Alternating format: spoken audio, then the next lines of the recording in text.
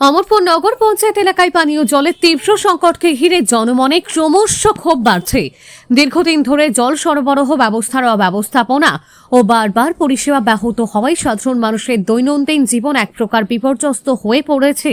স্থানীয় সূত্রে জানা যায়, অমরপুর ডিডব্লিউএস দপ্তরের এসডিও হিসেবে সুভাষ চাকমা প্রায় 12 বছর ধরে কর্মরত রয়েছেন। দীর্ঘ এই সময়ে পানীয় জল পরিষেবার উল্লেখযোগ্য উন্নতি না হওয়ায় তার ভূমিকা নিয়ে প্রশ্ন তুলছেন একাংশ বাসিন্দা। অভিযোগ, কখনো পাম্প বিকল, কখনো পাইপলাইন ক্ষতিগ্রস্ত হওয়া, আবার কখনো নদীর জলস্তর কমে যাওয়ার মতো কারণ দেখিয়ে সমস্যা ব্যাখ্যা করা হলেও স্থায়ী সমাধান মিলছে না। ফলে পানীয় জলের জন্য চরম ভোগান্তির শিকার হচ্ছেন সাধারণ মানুষ।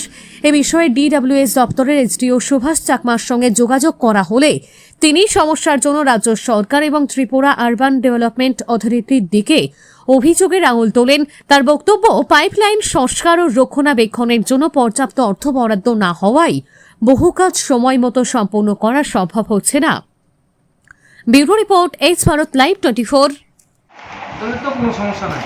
হ্যাঁ, কোনো সমস্যা নাই। এটা ওই এখন টুডার থেকে যে পাইপ লাইনগুলি করছে, হ্যাঁ, ওই লাইনগুলি তারা ট্রায়াল রান করতেছে, যার কারণে তারা আমাদের এক্সট্রা টাইম দেওয়া লাগতেছে, যার কারণে আমরা টাইম দিতে পারতেছি না। এটাই প্রবলেম। তাহলে জলের পাইপ ফাইটটা পুরো রাস্তার জল পাইপটা এটা না, এটা তারা টুডার লাইনগুলি সার্জিং করার জন্য পারছে, তারা লাইনগুলি সার্চ করতেছে। আপনি কবে টাকাতে ঠিক করবো আশা করেন?